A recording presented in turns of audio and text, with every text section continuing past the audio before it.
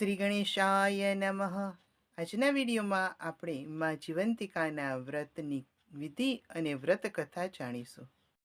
માં જીવંતિકાનું વ્રત પરિણીત સ્ત્રીઓ બાળક મેળવવા માટે અને બાળકના દીર્ઘાયુષ્ય જીવન માટે રક્ષણ માટે કરતી હોય છે.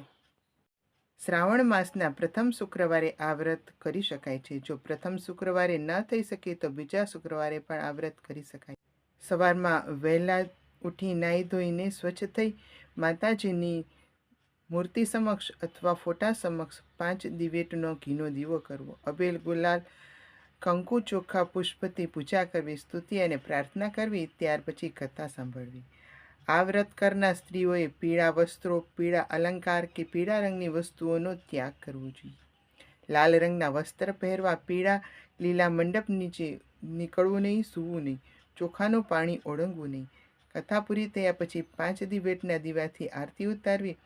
ખાંડનો શીરો કે સાકરનો પ્રસાદ વહેંચવો. પોતાના સંતાનની રક્ષા માટે માતાજીને પ્રાર્થના કરવી. વ્રતના દિવસે એકટાણું કરવું, જૂઠું બોલવું નહીં, કોઈની નિંદા કરવી નહીં. આખો દિવસ માતાના નામના જાપ જપતા રહેવું. જીવંતિકાનું વ્રત કરનારના સંતાન પર માની અમી દ્રષ્ટિ રહે છે અને તેઓ દીર્ઘાયુષ્ય બને છે. તો ચાલો હવે સાંભળીએ માં જીવંતિકાની વ્રત કથા. પ્રાચીન કાળમાં શીલભદ્રા નગરીમાં સુશીલકુમાર નામે રાજા રાજ કરતા હતા. તેની રાણીનું નામ સુલક્ષણા હતું. રાજા રાણી ઘણા દાની અને ધર્મનિષ્ઠ હતા. બધી વાતે સુખી, પણ એક વાતનું દુઃખ કે તેમને શેર માટીની ખોટ હતી. તેમને એક પણ સંતાન ન હતું. તેથી રાણીબા ચિંતામાં સુકાતા જતા. એમને મન તો સંસારના બધા સુખ ઝેર જેવા થઈ ગયા હતા. એક દિવસ રાણી સુલક્ષણા મહેલના ઝરોખામાં બેઠા બેઠા બહારના મેદાનમાં રમતા બાળકોને જોયા કરે છે. એટલામાં એમની પ્રિય દાસી ત્યાં આવી ચડે છે. આ દાસી સુયાણીનું પણ કામ કરતી હતી. ગામમાં કોઈની સુવાવડ આવે તો સૌ તેને બોલાવે.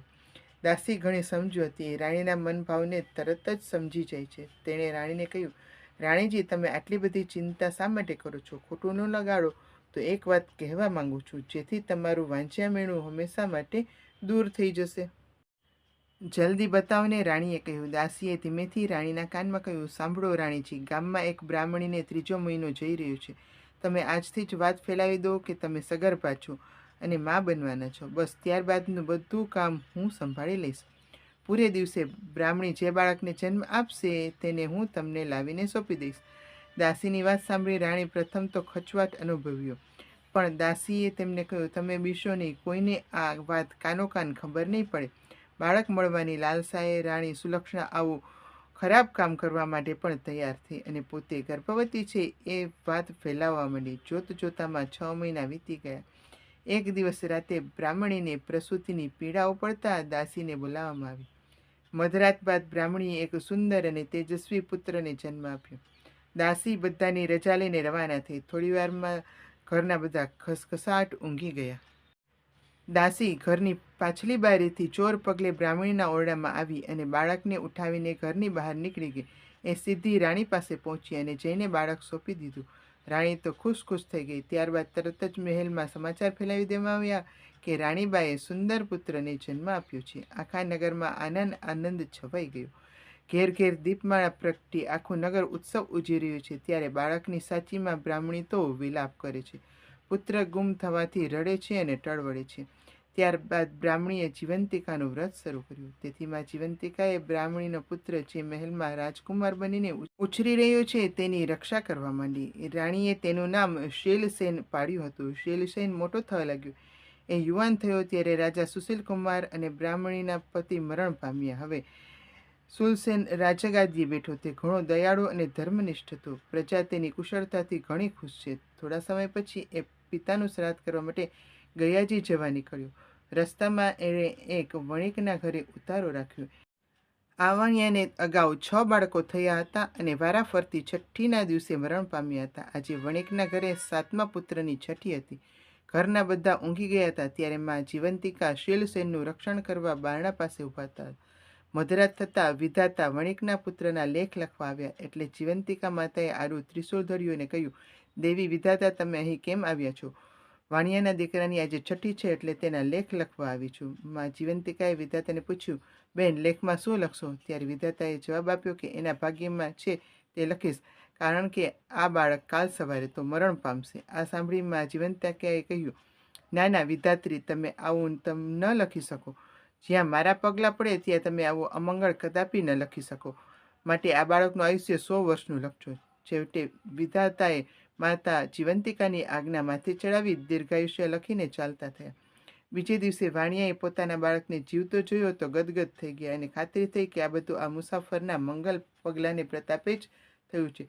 શીલસેને બીજે દિવસે જવા તૈયાર થયો ત્યારે વાણિયાએ ખૂબ જ આગ્રહ કરીને કહ્યું કે ફરીવાર પાછા અહીંયા આવજો. શીલસેન હા પાડી ત્યાંથી ગયાજી પહોંચ્યા. પોતાના પિતાની શ્રાદ્ધ ક્રિયા પૂરી કરી જ્યાં એ પિંડદાન કરવા માટે જાય છે ત્યારે નદીમાંથી 2 હાથ બહાર આવે છે. આ જોઈ શીલસેનને અચરજ થયું. તેણે પંડિતોને પૂછ્યું, પણ પંડિત તેનો કોઈ જવાબ આપી શક્યા નહીં. એમાં બીજા હાથ કોઈ દેવીના હાથ જેવો લાગતો હતો. એણે પિંડ એક હાથમાં મૂકી દીધું. આમ શ્રાદ્ધ ક્રિયા પતાવીને શીલસેન પોતાને ગામ પાછો આવ્યો. ફરી એક વખત તે ફરતા ફરતા એ વાણિયાના ઘરે આવે છે અને રાતવાસો કરે છે. એ દિવસે વાણિયાને ત્યાં ફરી બાળકનો જન્મ થયો અને 6 દિવસ થયા હતા. રાત પડતા જ વિધાતા છઠ્ઠીના લેખ લખવા આવ્યા. તેમાં જીવંતિકામાએ તેને રોક્યા અને 100 વર્ષનું આયુષ્ય લખવા કહ્યું. વિધાતાએ આજ્ઞા માન્ય રાખી. લેખ લખીને પાછી ફરતી વખતે જીવંતિકામાને પૂછ્યું, માં, તમે આ રાજકુમારનું રક્ષણ શા માટે કરો? આ સમયે જ શીલસેનની આંખ ખુલી ગઈ. તેને કોઈક વાતચીત કરતું હોય એવું લાગ્યું. તે ચૂપચાપ પથારીમાં પડ્યા આ વાતચીતને સાંભળે છે. માં જીવંતિકાએ કહ્યું, દેવી વિધાતા, આ રાજકુમારની માતા વર્ષોથી શુક્રવારે મારું વ્રત કરે છે. તે દિવસે પીળા વસ્ત્રો પહેરતી નથી, પીળા અલંકાર ધારણ કરતી નથી, ચોખાના પાણીને ઓળંગતી નથી, પીળા માંડવા નીચે જતી નથી. આથી મારે આ રાજકુમારની રક્ષા કરવી પડે છે. એ જ્યાં જાય ત્યાં મારે તેની સાથે રહેવાનું છે. તેને લીધે હું આજે વાણિયાને ઘરે છું. જ્યાં સુધી વાણિયાના ઘરે મારો વાસ હોય ત્યાં સુધી તેના બાળકનું અહિત સી રીતે થવા દો? ભલે, કહી વિધાતા જતા રહ્યા. આ સાંભળી શીલસેન વિચારમાં પડી ગયો. એને માતા કોઈ વ્રત કરતી હોય એવું તો યાદ ન હતું. છતાં તેણે માતાને પૂછીને ખાતરી કરવા નક્કી કર્યું. સવારે થતાં વાણિયાએ જોયું તો તેનો બીજો દીકરો પણ જીવતો હતો. તેને લાગ્યું કે નક્કી આ શીલસેન કોઈ મહાન માણસ છે. બીજા દિવસે શીલસેને રજા માંગી ત્યારે વાણિયાએ એમને આનંદથી રજા આપી. ઘણા દિવસે શીલસેન પોતાના રાજ્યમાં પહોંચ્યા. મહેલમાં જઈને માને પૂછ્યું કે માં, તમે કયું વ્રત કરો છો? બેટા, હું તો કોઈ વ્રત કરતી નથી, રાણી સુલક્ષણા બોલી. આથી શીલસેનને શંકા પડી કે આ મારી સગી માં નથી. પોતાની માને હવે શોધવી જોઈએ. આથી તેને શ્રાવણ માસના પ્રથમ શુક્રવારે આખી નગરીને જમણવાનું આમંત્રણ આપ્યું અને સાથે સખત સૂચના હતી કે દરેકે પીળા વસ્ત્ર અને પીળા અલંકાર પહેરીને જ આવવું. બધા જમવા આવ્યા ત્યારે શીલસેને આજ્ઞા કરી કે નગરમાં તપાસ તો કરો કે કોઈ રહી ગયું છે કે શું. થોડી વારે અનુચરોએ આવીને કહ્યું કે એક બ્રાહ્મણી પીળા વસ્ત્ર પહેરીને આવવાની ના પાડે છે. આજે એને પીળા વસ્ત્રો નહીં પહેરવાનું વ્રત છે. આ સાંભળી રાજકુમાર ગદગદ થઈ ગયો. એણે તરત જ બ્રાહ્મણી માટે લાલ રંગના વસ્ત્રો મોકલાવ્યા. એ પહેરીને બ્રાહ્મણી આવી.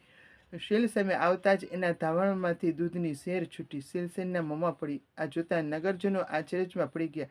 એકી અવાજે બોલ્યા, આ જ રાજકુમાર શીલસેનની સાચી માતા છે. ત્યારબાદ શીલસેને રાણી સુલક્ષણાની બધી વાત પૂછી. રાણીએ રડતા રડતા બધી હકીકત જણાવી દીધી. શીલસેન પોતાની સગી જનેતાને ભેટી પડ્યો અને પોતાની સાથે મહેલમાં રાખી. એ દિવસથી આખા ગામની સ્ત્રીઓએ પોતાના વહાલ સોયા બાળકોની રક્ષા માટે માં જીવંતિકાનું વ્રત કરવાનું શરૂ કર્યું. શીલસેને વર્ષો સુધી સુખપૂર્વક રાજ કર્યું.